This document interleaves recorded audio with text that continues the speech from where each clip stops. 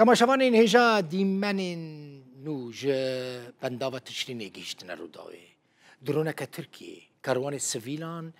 کو بر بنداوة تشرين و دچو بمباران کر هونی ببینن